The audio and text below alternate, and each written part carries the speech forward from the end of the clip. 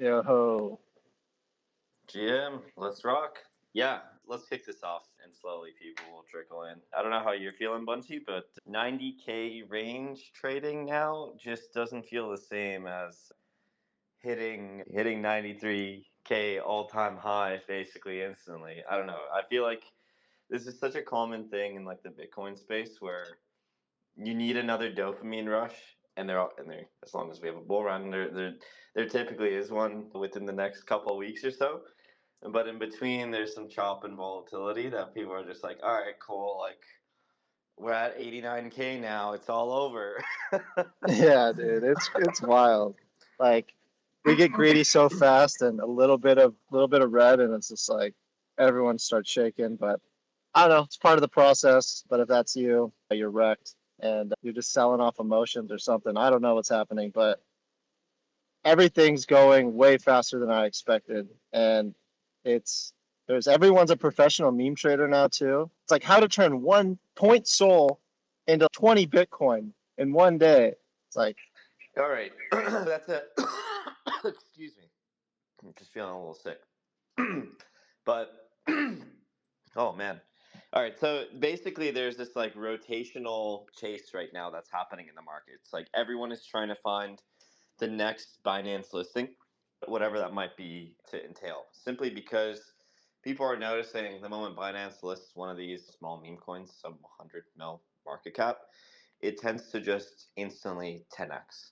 Whatever the base number is, if it's 50 mil, it goes to 500. If it's 200, it goes to 2 billion. And we're starting to see this trend where people have just stopped staying within their cult, mission coin, community coin, whatever you want to call it, and are now rotating in these. It happened last cycle in like the DeFi boom where people were just like rotating from one L2 to another L2, and everyone's trying to play the lottery ticket game.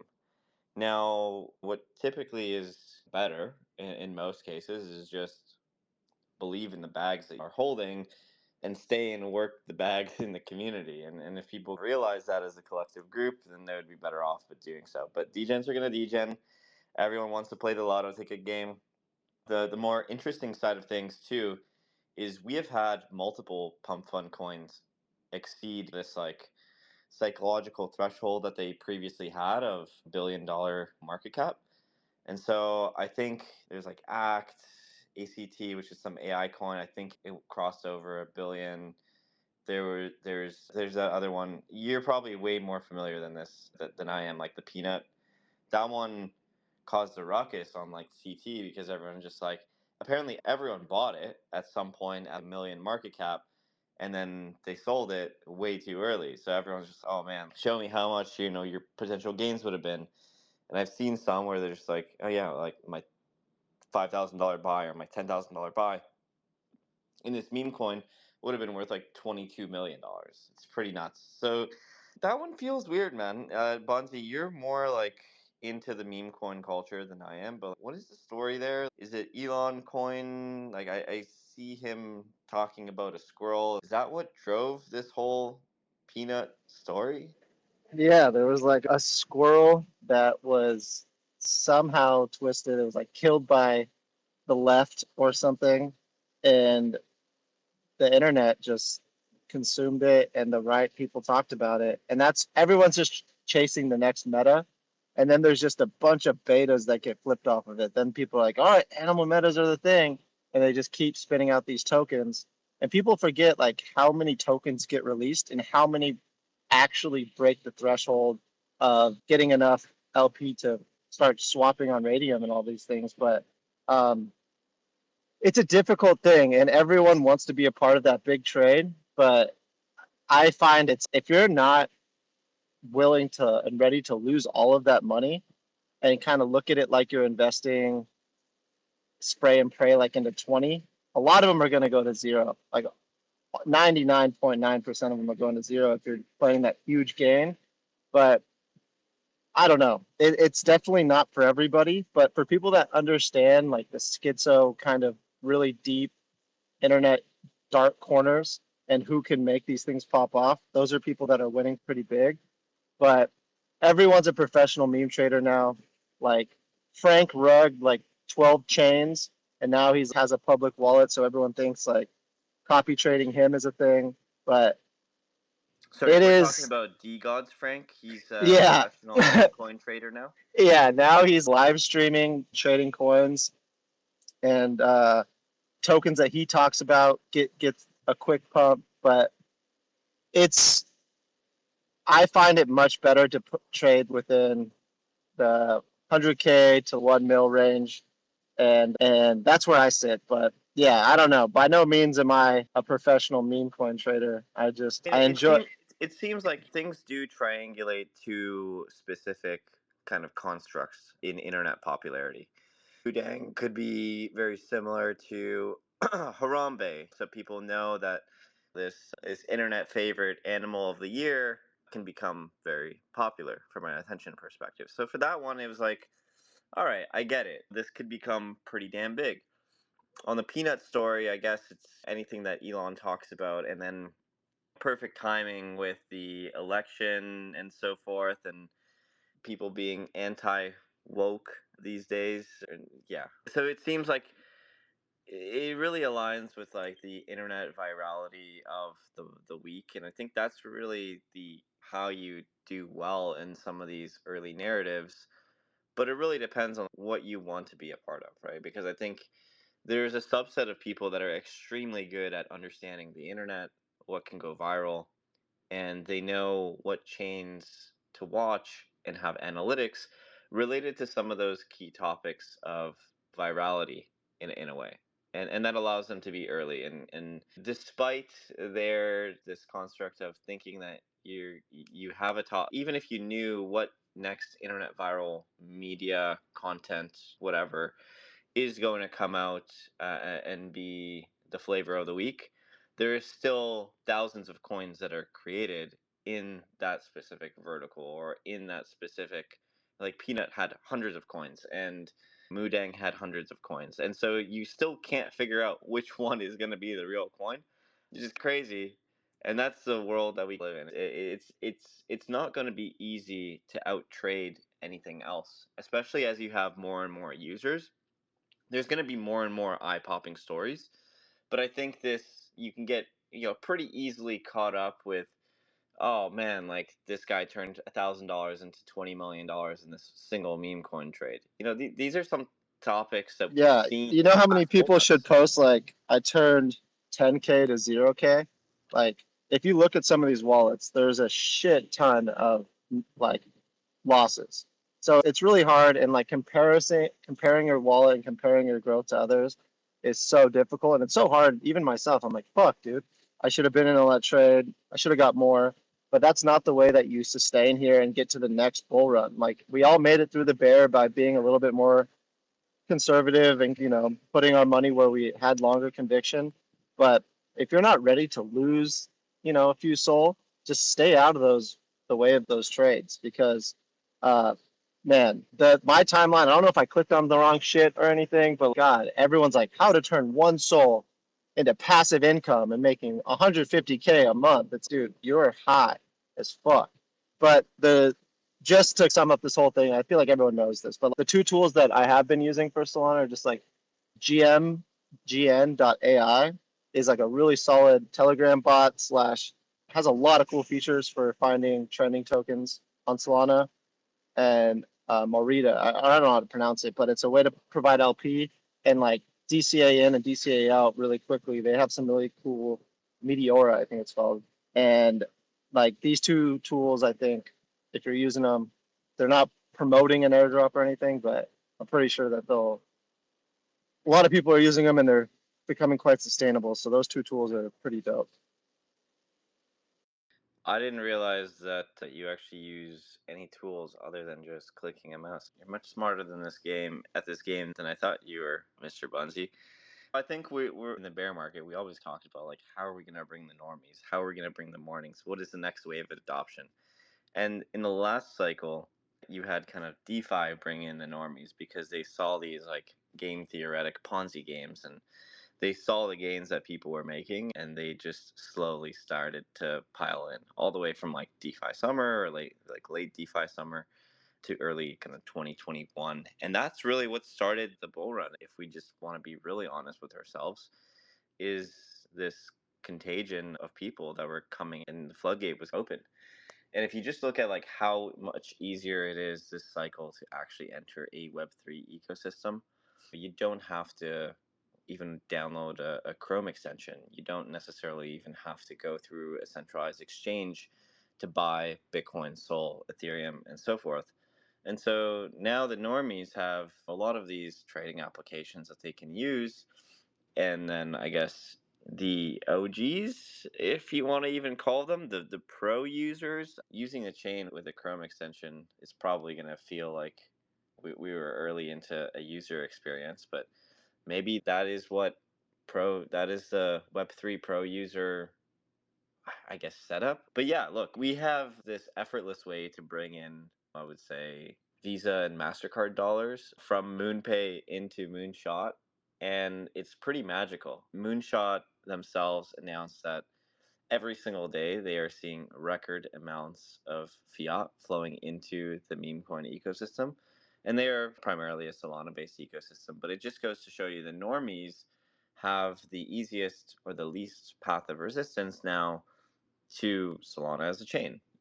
Why is that? Because they have stable coins and have taken care of the on ramp off ramp situation that Ethereum still doesn't necessarily have. And then Bitcoin as a counter argument, we don't even have stable coins. But I see Scott listening in the back there. Would love to have Scott here up because I know you guys are building on Arch. So just a good segue into Bitcoin stablecoins. If you can pop up, thumbs up, thumbs down, Scott. Boom. Thumbs up. May have to make him a speaker. Can you do that? Yep, we're Yeah. good. He's good. He's Cool. good. Hey, Scott. I think we're all waiting. Hopefully, you're not waiting on your Bitcoin to stable up because this is not the right time to do it. But having stables on chain is genuinely important in all things DeFi. But Scott, yeah, how are things going on the bounce side? I'd love to hear what you guys are up to. Yeah, going good, man. Definitely. We're targeting, let's say, early December to be on mainnet, where we'll be aggregating liquidity for the Bitcoin or stablecoin liquidity for the Bitcoin ecosystem. Starting with, you'll be able to get stables into Bitcoin from the ETH ecosystem. We'll bring USDC and USDT. You'll be able to use to mint BUSD. We're starting with Ethereum, but really what we're trying to do is make it as easy as possible to bring stablecoin liquidity into Bitcoin, which has been just a persistent problem. In fact, like right now, I don't even know exactly the best way that you would even take dollars and buy runes on Bitcoin without the 100 steps. Trying to lower as many of those steps as possible. Yeah, we're looking at like beginning of December.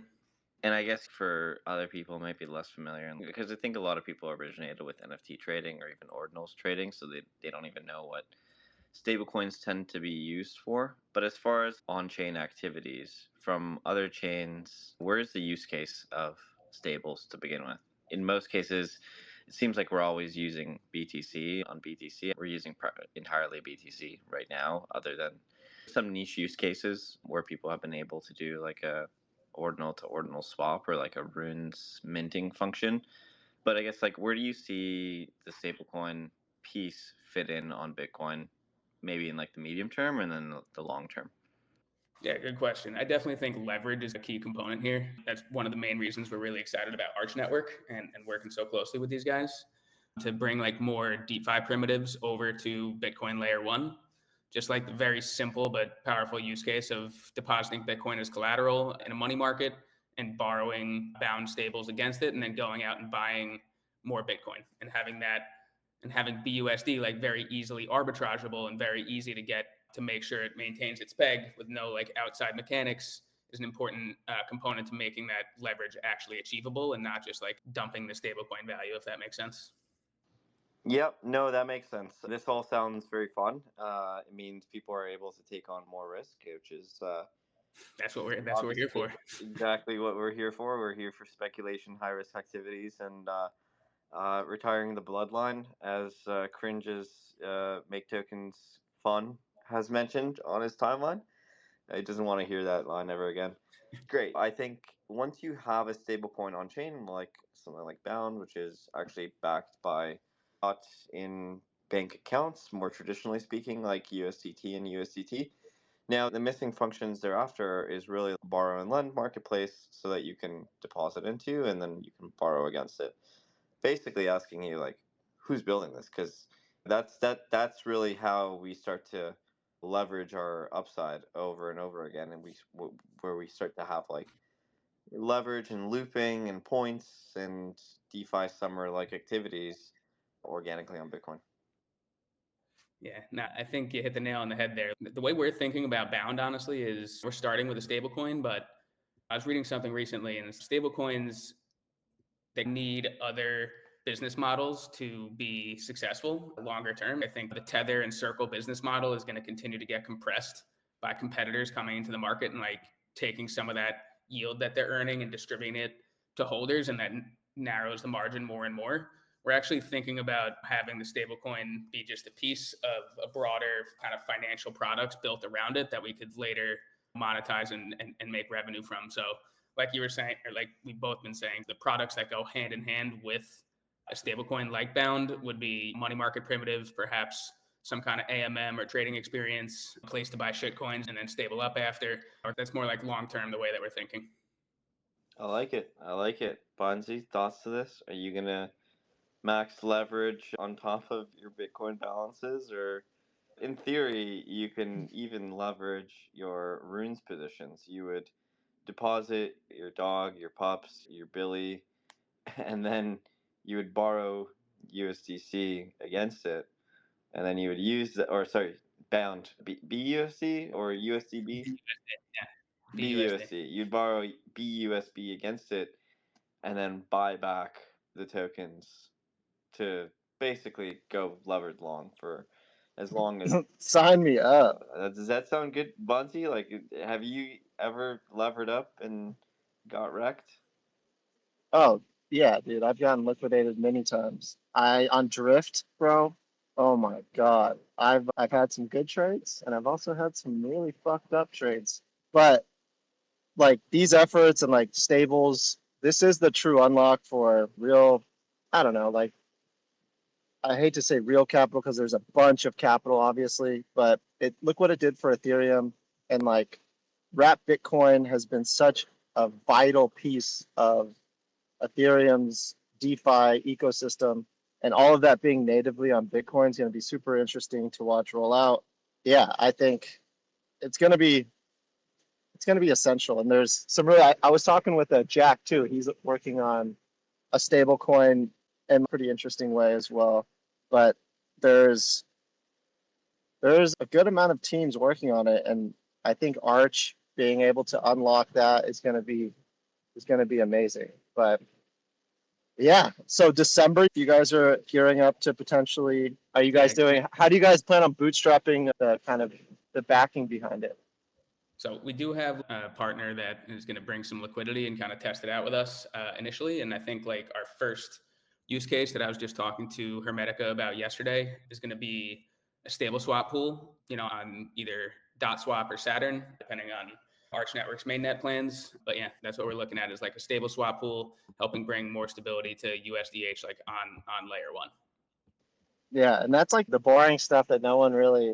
But that's where the lot of activity is. Yeah, and honestly, yeah. it brings in like a lot of like points farmers and like the people who like taking these like low risk positions to farm DotSwap tokens or to farm Arch Network points. It does help bring in some users that could end up being like sticky capital longer term. Like I know personally, I'm always looking for a stable swap pool if someone's you got to check out like this new points program or something. Yeah, and it's specifically if it's on layer one Bitcoin where you can start earning APY in a like pretty safe way. Man, yeah, You want to dip your toes in. Yeah, and it's like it's not sexy, but there's a lot of money moved to keep these stable coins pegged. And that's where a lot of people don't look at, but there's a lot of activity, a lot of fees being earned, and keeping a stable coin pegged, there's a lot of money to be made. And also to your point, like everyone's farmers, it's not many people are like stabled up right now and sitting in stables. I think it's like where we are in the market cycle. But if you guys were around last cycle, which I'm sure that you were, there was like a ton of interest in 20% yielding products. Like BlockFi had a ton of AUM. It just tends to happen later in the cycle as people start taking some profits and realizing some gains, and they want a place to park it that's earning more than 2 to 3% interest. That's when things like BlockFi became big, Celsius. These are terrible examples because they both went bankrupt. So hopefully that doesn't happen again this cycle. Obviously, Anchor as well with Luna was also terrible. Let's hope we have more responsible people taking in everyone's gains and lending them. But yeah, that's when I think like stablecoins and stablecoin yields become more attractive later in the cycle, looking at like Q1 next year. So we're launching now in preparation of that, essentially. Yeah, no, that makes a lot of sense. And yeah, caution tales of the high APYs. I remember Wonderland, they had this slider on their homepage that was like, if you fucking buy this much on Avalanche right now and you hold it for fucking 6 months, the metrics were like 100,000, then it's 2 Lambos, 4 mansions. Like that's how it was like explaining the like your returns. And oh my God, did that token just lock up and everyone got dumped on. Yeah, So don't anyone listening, don't lock your coins. Don't lock your coins this cycle. People are going to be like, yo, lock your coins like Hex. Lock it for 3 years. We'll give you a 700% APY. It'll make sense. Trust me. Don't do it. Don't listen to them. Don't believe their lies. yeah, it's So I am not gonna most have a good definitely time. going to lock up my coins for 1,000,000% APY. Dude, yeah, Seems like a great. that's a good percent. As long as the website looks cool, I highly recommend it. It's like as long as there's like some type of loading animation, it makes you feel some type of way. Lock that shit up. Yeah, loading animations are definitely essential. One thing, kind of random subject here, bringing it back to memes a little bit. Farmer, you mentioned earlier about, when you were looking through, like looking for Moodang, and there's, 100 different Moodangs that you can buy, or 100 different peanuts on Sol. It's like you're trying to be in the trenches and make some money and pick a meme that you think is about to go viral. And I do feel like it's actually quite a killer use case of runes that you can only have one of a specific ticker. In the future, there's definitely a ton of problems with runes right now in terms of access to capital, access to users, like the liquidity here and all that. But I do think that ultimately gets solved, and it's going to be getting solved at a great time when the runes tickers are getting shorter and shorter. Like think about when the 3 tickers are available and there's actually only one dog coin and there's actually only one cat coin. And you don't have to pick between which one Ansem is shilling and which one him is shilling or whatever. I'm actually extremely bullish on runes as like the primary source of truth for a meme coin going forward is like something I've been thinking about and talking to my team about as well. Yeah, that's one thing that I think was done really well with runes. Just the like philosophy of Bitcoin and like unlocking and time and block size and all of that, like that does make it more and more interesting over time, which I think is cool and introduces little attention cycles to it. Like now, especially when we get to 4. And I mean, speaking of memes, like let's take a step back and look what happened to Pepe. Like, oh my God, bro, I was like, that was the luckiest thing I've ever been a part of. Like I was in before sub-mil, like when I saw that, I was like, yeah, this is amazing. And I just went to my Ethereum wallet when I saw it got listed to Coinbase. Thought that shit was broken, dude. Nice, Like, dude. Congrats, you hit the lotto ticket that everyone's looking for. yeah, but that's gonna happen, I believe. You know, everyone thought Doge was like, and then look at what happened. Like, it. My only concern though is like, all right, if Elon is posting this much about Doge, how much more price action does it have? Because I'm still bullish on it, but that's something that I think is like But critical which way to think Doge? about it is like, which Doge? See, that's even what's pissing me off, bro. Is like there's Doge, like the new Ethereum token that is Doge called the Department of Government Efficiency, and that one has been like absolutely ripping up 10x. And then Doge, like the original Doge, the one proof of work on blockchain, obviously it's still been doing well, but this is what I'm talking about. Like Bitcoin fixes this. No, I agree, but that is just, I don't know. It's up that much because of the market cap. It is fresh. It is a way to get those multiples. But I agree. I do think that's going to be a really cool part of runes is And stables, dude. How long is that till 4 tickers are? I think it's like Wait, 2 years or hold on. some shit. I was actually wondering that myself. You guys are talking about an interesting topic here when it comes down to the rune name, where you can't have two of the same, for example, right? Yes, that's what we're talking about. Yeah. So I thought about this a little bit more, and this is all like a matter of perspective, right? If we just accepted the fact that your rune name is like a contract address, and maybe you have the first five, first six, or whatever you want to have it as, like the cash tag, you could, in theory, have this pump fund type thing pull up and be minting like dog XYZ whatever numbers, and that be the tag associated to it. Like my view here is that like the rune name itself has always, I guess, in Casey's view, been designed to be part of the, like, just a hardcore name to the actual token itself. But I think down the line, just based on how things are going to function, it's just going to be more of like your contract address, right? So you can have the nomenclature ticker, but you'll have within your rune name this contract address style. Because I think the name right now makes, this is how we designed all the front ends, all the trading experiences to look like. But I think down the line we're maybe going to have limitations on what we can really name things. And maybe the right way is just to, all you need is your actual ticker in there, and the rest of it could be relatively irrelevant. I don't know. Yeah, I see There's a where lot you're of coming texture. from. Yeah. People may try to create exceptions and like kind of ways around that there's only one correct ticker. I think, or that there's only one of each ticker. I think where my head is at is like if a major kind of viral event has occurred in real life, if you open up Pump Fun, there'll be like 100 of those memes launching. And if you open Luminex or wherever the people are using to mint runes, you'd have like much more confidence going into it which one is actually going to catch a bid relative to the real life event, like Peanut, for example. As the names get shorter, right? Imagine we were at 4 ticker runes right now. There could only be one letter P than nut, like Peanut. So I feel like if this squirrel getting murdered by the FBI happened when there were 4 ticker runes, everyone would have rallied in the Bitcoin ecosystem, would have rallied around 4-letter Peanut, specifically, as opposed to like having 100 of those on Solana, for example. The reason why we don't necessarily have hundreds of these come up, we would, of course, and we'd exhaust all our options if we had fast blocks and cheap transactions. But cost is genuinely like the biggest one here, right? So Bitcoin's slower, it's more intentional, it's less of a spit every single, what is it called, variation out there and see what sticks in the world. And it's much more, you have to be calculated with your approach, because this is going to cost you sats, it's going to cost people sats to mint it out. If it's wrong, you're very wrong, and the only people that stand to benefit from it were the actual miners itself. So I think in that sense, a little bit different, right? It's quite interesting. Yeah, you said what? I think you posted the other day. It's 10 million or something has been extracted from runes minters and traders from the Bitcoin Oh, ecosystem.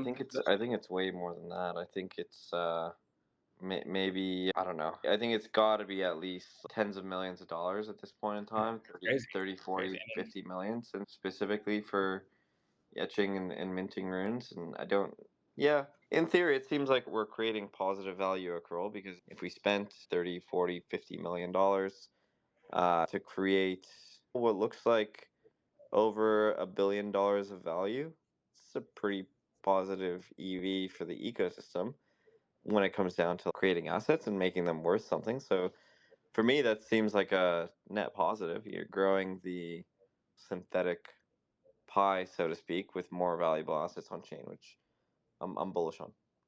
yeah, it's pretty interesting. I saw a good discussion. I'm curious your thoughts on it, actually. If you happen to be familiar with what I'm about to say, is like Udi and Leo, or Leo had a pretty extensive back and forth about whether pump fund style liquidity pools and launches are better or worse than Rune's free and open mints, where all the money goes to miners. Did you see that discussion by any chance? Do you have any thoughts on that? Yeah, it's one that kind of sits with me as well. Look, like, I think it's not phenomenal that there isn't any liquidity from these mints that starts to get seeded into these liquidity pools. Now, does the design of runes make sense as Bitcoin exists at the base layer today? It does, because there is no way to have mints happen and seed liquidity pools because we don't have AMMs and we don't have things like Arch that can bring some of these functionalities to the chain for the users at least. Now, this is why I was saying like let's maybe reframe as to what the rune name actually means, and maybe it's just like randomly generated like hex key or something like that outside of your ticker name, or the name itself, or like afterwards, just to be like a code to index data, because it's going to be sitting on chain anyways. But I see what you mean. we Yeah, can it's just like index just it. like the contract Yeah, address. let's just think about it as a contract address, right? And if you have that style of generation, then you could create this pump fund model on Arch directly without actually etching. So, for example, like the problem with some of these things happens is if you try to create a pump fund like model to get commitments, for example, from the actual sats themselves from users to, let's call this like mint this out or support it, someone could just etch the rune before you etch it, right? So if you just accept the fact that the rune name is just a contract address, then what you can do is say, hey, like this is a proposed kind of 4-letter ticker or 5-letter name, or like 2 sentence or 2 words combined together. After this, there's just going to be random text generated to fill in the maximum amount of characters in the rune itself, and then that's going to be your identifier, like a contract address. So that way no one can like front run your, I would say, pump fun etch.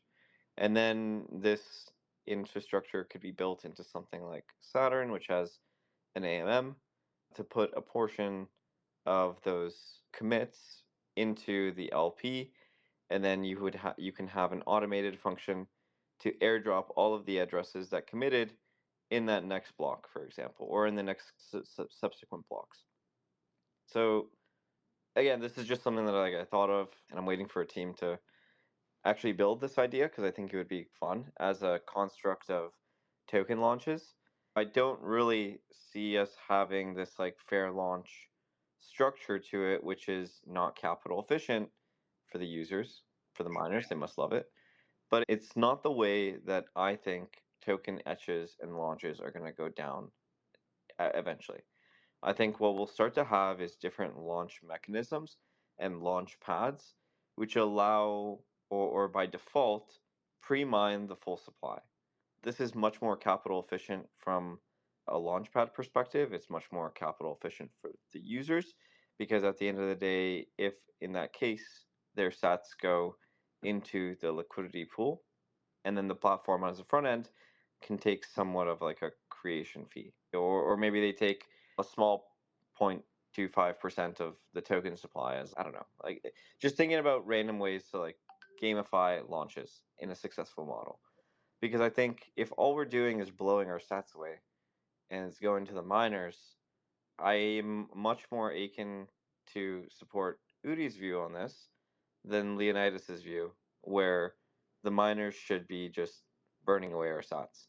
I'm all for capital efficient systems, and I just don't see token launches where you have to pay based on mempool fees a specific amount as very capital efficient. That's not to say that I think one will exist and the other will die. I actually think it's very viable that we continuously have both sides of the equation operate, because I think sometimes a one will work significantly better and have a much more distributed effect. Yeah, I don't think there's like a perfect solution, but not in the view that we should be basically blowing 50, 100, maybe billions of dollars in sats to keep fair launching these things. Yeah, no, I definitely agree with that. And but I do think, yeah, let's just. My team's been thinking about this a lot, talking about trying to build complementary products to Bound. Good to know that you're thinking in the same direction. I think there's a lot of benefits to the free and open mint that Leonidas made in that thread that I think we should try and, retain as an ecosystem. But yeah, like you said, I think there's going to be tweaks and different. On one hand, I agree with Leonidas, and I applaud him for what he's trying to bring to the table. But I think that view is really motivated by Pwrd.io as a platform. Dog wasn't free and fair as far as a free, fair, open mint. And so he's going against what he designed for Dog and saying that, oh no, free and fair, open, fair launches are better. Of course, they're better if you have a minting service platform and you're the owner of that. Again, and then for Udi's case, of course, he's building in his direction. I think people build and put more conviction and really double down on their beliefs. And I think that's like much more powerful than someone just saying, "Oh no, this is more right," or "This is not right." If you truly stand with the direction that you want to take, I think it takes even more courage, even more commitment to start building in that direction. Nothing against both of them. I think it's fantastic that they're sticking to the viewpoints that they want to bring to the table. I guess the long story short is I side with both of them and somewhere in the middle. Yeah, That it's same. not one versus the other, but I think I prefer not users not just blowing away their sats basically.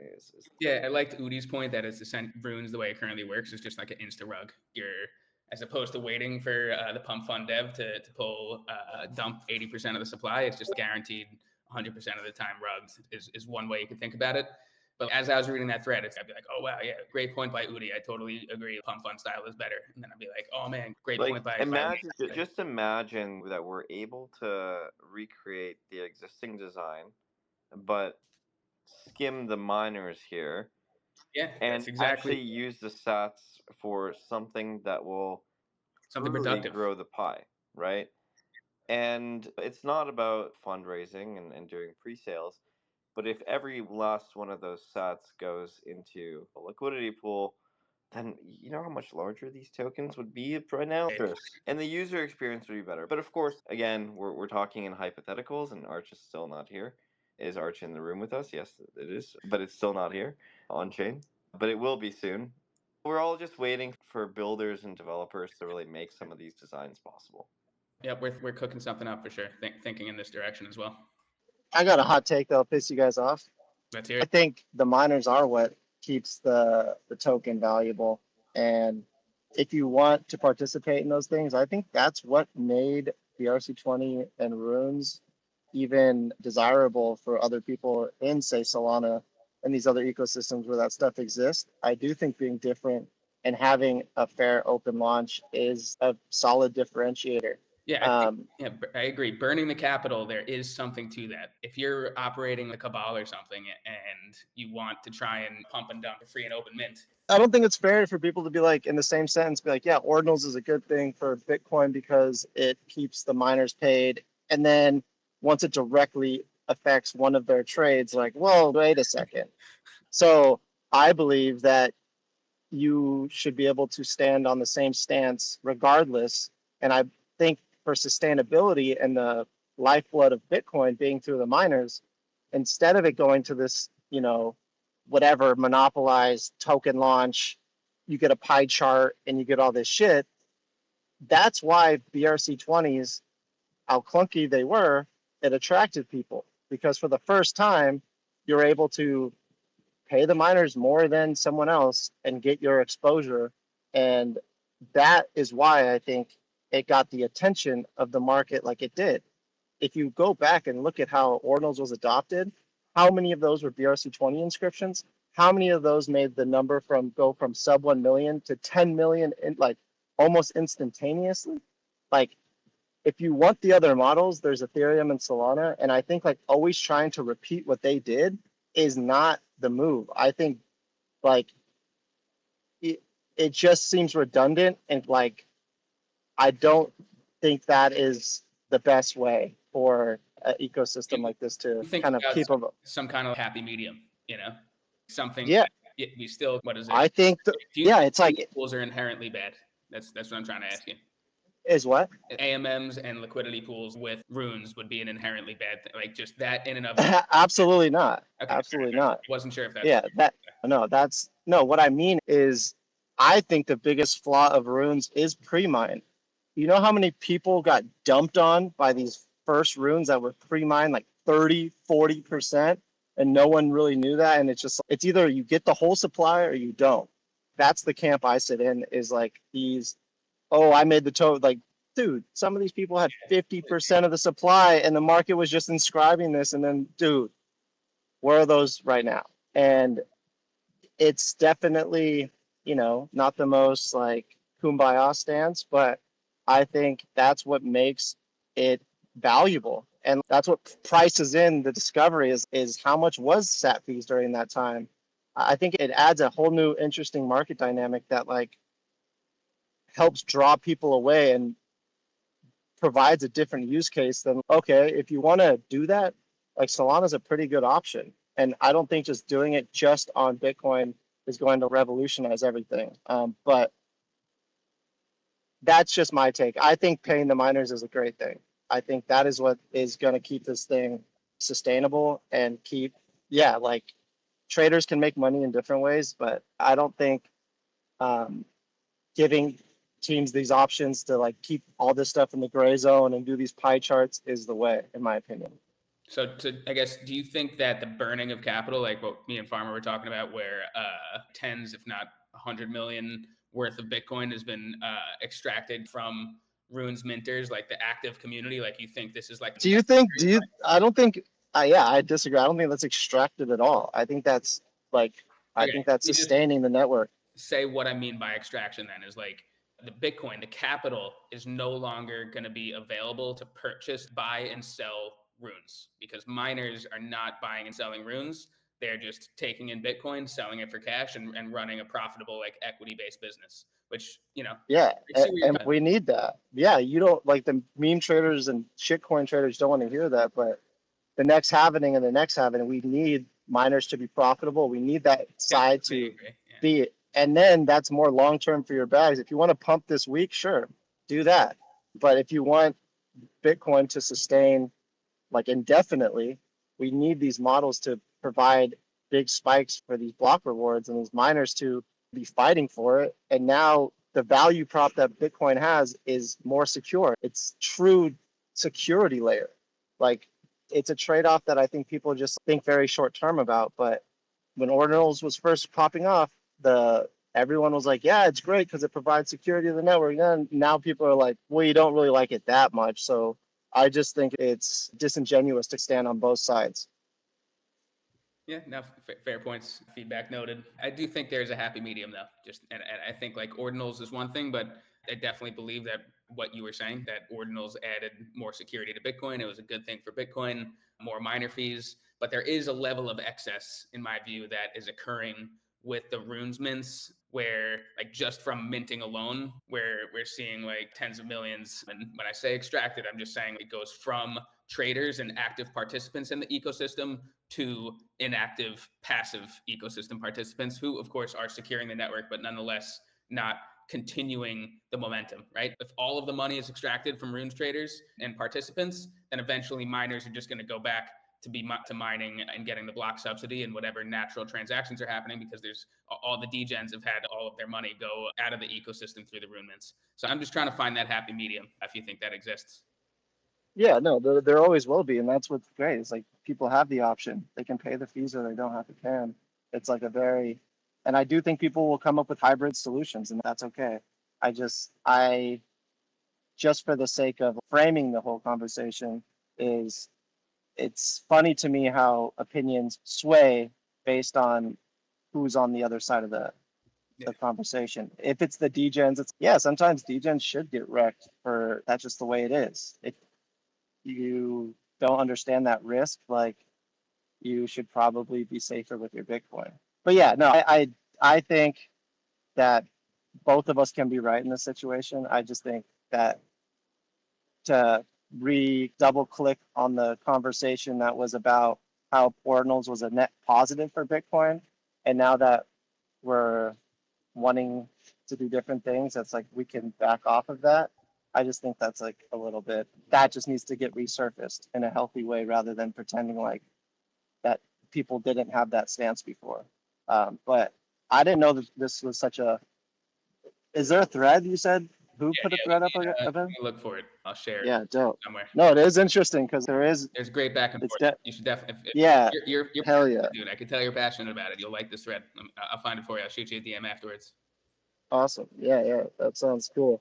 But yeah, I think the one thing that Runes does allow the pre-mine is that, and I got some ideas of how the pre-mine can be utilized, but yeah, I don't know. I think paying the miners, and it adds such an interesting trading dynamic to when things are happening, that I think that's what separates it to me from other networks. But yeah, maybe we do want to be just like Solana, but I don't know about that. I do like that the Runes free and open mint is a new distribution mechanism that is possible and happens on Bitcoin because it's slow and because it's expensive. So I definitely think that is a net positive for the ecosystem. I think it's like a good baseline, and we can get to maybe a happier medium, and there'll be like different iterations of it in the future. Something else I Yeah, was gonna no, say, but I lost it. yeah. Yeah. So what would the hybrid look like? It's like you token launcher gets the whole supply and then distributes them via transactions because you're still paying the miners to send these things. Yeah, basically my concept here would be that there would be a set, let's call it, um, design that people could implement, or maybe like a fixed design even, much like Pump Fund does. But you could stylize it, basically saying like you need X amount of contributors, and it would be like a one of two multi-sig, where people basically agree to mint a specific amount of it. Um, I just don't know. Yeah, you could have this like slider, I guess. The problem is So they, wait, then you really then from a distribution perspective, it's like you can always opt out, and I don't know. Maybe none of this actually works, Ponzi. That I was like thinking about. Never mind. yeah, no, it's a cool idea to unpack because, but then essentially you're just like signing IOUs and then, okay, and then Exactly. when you hit You're it and signing then you're still paying pseudo that. pre-sales, right? Like how does so walk me through like how Pump Fund works. So you have to commit. I actually have never fund a token or whatever they call it, pump use pump. But how does it work? What is the design of it? So there's this token. Oh, I'm going to do it live right now. There's a token Yeah, called just Alpha. head over there. Okay. Pick a ticker. All right. So this one is apparently already trading. This is a wait. No, they're all already trading like on a bonding Yeah. curve is how it works. All So right. like from Yeah, so go ahead. it's a smart contract, right? Okay. So it's, you can trade it even before it hits the bonding curve. You can buy and sell it, but in the contract, when it hits a percentage, that then takes the liquidity and puts it into a pool to allow people to start trading it, making it a liquid tradable token. And once it breaks that bonding curve, which few do, or quite a bit actually, either way, and then it bootstraps the LP to allow the like people to enter and exit the position with like pretty reasonable slippage rather than a very illiquid token. So And it so has to trade, it facilitates like a pre-sale, like a but it pre-seed, has just to like, trade a specific amount of volume within the It's not pump volume, to it's M boot. cap. yeah, Once it yeah, reaches what a Scott certain said. M cap, it bonds to radium. Yep. All right, Does that make sense? I'm gonna buy some of this token right now just for fun. Just so you know, like one thing that I do like about runes that I wanted to mention earlier, I forgot, is like it makes it much harder to run these like kind of systematic pump and dumps that are also value extractive to the people playing around. Like we were looking at Pump Fun, one of my team members, and found like there's a set of somebody is running some kind of systematic trade where they buy up on the bonding curve, and then the second someone puts in like $1 or $2, like they just dump the whole supply that they bought on the bonding curve, and they just do this like over and over again. So that really is not possible with a free and open mint, because the person trying to orchestrate this pump and dump, like they have to commit their capital to the Bitcoin miners. They can never get it back unless they drum up enough interest for people buying it on the secondary. So that's one of the things that just is inherently different with liquidity pools. Like if the funds go into a liquidity pool, then that becomes possible. If they go to miners, then it's not possible. I think that's binary. But the delta there is the network fees. Like network fees are so low on Solana, Yeah, that's where it's like that makes it viable. And on Bitcoin, it's being like, ah, shucks, network fees are so high. Wish that didn't happen. Couldn't we just like, put that into the LP? It's like, I think you're forgetting how Bitcoin works. Is like you need every transaction has a fee. So unless you're issuing some type of fake IOU token on somewhere else, you're always going to run into that unless you know come up with some very secure way to ensure that if parameters are met, the signature happens. But you know, yeah, not as easy it's in Bitcoin for sure. yeah, and just with the, but I don't know. It seems like people are quite okay with centralized Yeah, give pieces the being people what they want. introduced. Give the people what they want. Yeah, yeah. So I mean, in the beginning, it was like Bitcoin Maxi, like on chain, but like I don't know. It seems like people are becoming more and more okay. And just the way that the narrative shakes out, really, all the marketplaces with centralized kind of storing of things. Who knows what will happen? But I do think that experimentation, and as long as you get a few people on the timeline with lottery tickets winning, you have a potential for a True. successful Yeah, product. that's a good point. Oh, also, I dropped the Leonidas discussion in like the comment section here, so you can take a look later. Dope. Yeah, it is a good. It's interesting. What's the TLDR? Who had the two opinions? It was Yeah, like pretty much Lee. Udi is at least you have a chance to cap, but you're not guaranteed to get rugged on pump funds. Yeah, a lot of them are, but at least there's a chance. And he's saying that participating in a runesment is like rugging yourself. Like you're taking all the money and you're just giving it to someone else. And that like a pump fund rug looks like the distribution of tokens looks very similar to how the distribution of tokens would work in a free and open mint. There's zero liquidity, there's nothing to sell into, and the tokens are widely distributed amongst the people who got dumped on. Is Udi's point. And then Leonidas's point is that this is a feature, not a bug, and that the stuff I was saying earlier, how the money is extracted or the money goes to miners. It takes like more commitment from the people who are participating, and it's like very open. He uses, what was it, Kuka cannot be stopped as an example, where that was an idea that was created in a small chat room, like an NFT gated chat room. And these guys, they tried minting as much as they can, but then people notice that fees are high, and then people see what the hot mints are, and then it becomes completely fair. Like anyone who came in at the later stages of the mint of Puka cannot be stopped had the same price and same opportunity as the guys who started it, who were in this backroom chat room, which is not the case for pump fund style, because if you buy higher on the bonding curve, or sorry, if you buy earlier, you're always getting in at a lower price than the guy who buys later, and you can dump on them.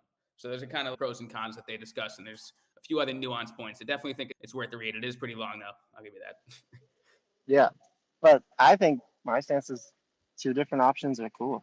Like Why you not? can participate in both, Yeah. but yeah, it just depends on who's on the winning side of the trade. Honestly, of like which model is quote unquote better. But Yeah, I mean, at least the guys who are winning in the runes open mints are Bitcoin miners who are obviously essential. So, yeah, then like so a cabal of pump and dumpers. yeah, because dude, don't get it twisted, dude. There is definitely cabals breaking bonding curves on pump fund and sniper, like so many scripts that are like deploying clips on anything and everything that launches. Literally just And systematic extraction. yeah, exactly. And it's just a better casino. And That's a yeah, there's edge cases to each, and you can highlight both, and it's just like a never-ending loop, to be honest. Yeah, agreed. I mean, one thing you said there that, as you said, it is a better casino. That's like a point that I've been making. There's been a lot of meme coin naysayers out there, which I'm sure you guys have run into yourselves. And I've been thinking, like, people in the States, at least, they're always buying Powerball, scratch off tickets, people going to the casino. Those are like all rigged against you to lose. At least, in my view, I do think meme coins in general are just a much fairer casino, much fairer lottery where you may actually have better odds and you can actually get an edge by looking at the blockchain. So that's just been something I've been talking about with a couple people who are like against meme coins. And also as Bitcoin price rises, of course, my no coiner friends are asking me like what people are talking about. And we get into this kind of discussion. Yeah, no, it's all so crazy too. But the most entertaining, whatever Elon says, is like it's just so crazy. Like when he literally announced like a government branch called Doge, I was just like, dude, this is all so fucking fake. It's bizarre and it's really what's happening. And yeah, we're just so deep in this like little bubble that I think we're forgetting the big picture, which is good because like I think we're getting so lost in it that we all have exposure. But if you zoom out, like what we're talking about is so nuanced and so random, but it is the important stuff. But is there anything else, Farmer? What other topics have been happening? Pepe fucking crushed. With the magic internet money spaces right now, I'm supposed to be a speaker, guys. Oh shit, son. Maven said he wanted me to co-host it. Let's run this for another 5 minutes. I will join late. But magic internet money is going from a BRC 20 to runes. I don't know how, when, what they're going to be doing. I'm just there, present at the Wizard Council meeting. You're there to shill them on how to go I'm from a runes to council member, sir. Solana. I'm a council member. Dude, if people are trying to move tokens to any other protocol, Farmer's just there with his fucking pitchfork and he's all right. This way to Solana, this way to runes. So The only thing that I am like deeply involved in is pups and making sure that becomes the number one meme coin on Bitcoin. Other than that, I'm happy to help other teams and Wizard is also a coin that I hold some Wizard as well. And Maven is a large holder of pups as well. So I hold, he holds. We're not a cabal, but we like each other's shit. Yeah, it's been fun. nice. Let's wrap this up. It's been following the Cypher AI token. I got Butoshi on the live stream tomorrow. We'll be building some stuff. That's gonna be dope. What else? Yeah, I'm buying this dip. Hope you're buying something. Farmer Go raid. just bought his first pump fund token. I saw this one. I bought it at 8K market cap. It's called Alpha. I own 2% of the supply. I don't know. I don't even know what I'm doing. I guess I'm diamond handing this thing for the next at least 10 shows. If it works out, then we can talk more about it. If not, then fuck it. I just lost money. Yeah, the latter is the most plausible, but GG's and may the force be with you. And next Tuesday, we'll figure out how much money Farmer lost. Sounds good. So far, I'm up 30%. Anyway, let's go. Till next time. Till Tuesday. All right, peace. Thanks, guys. Thanks.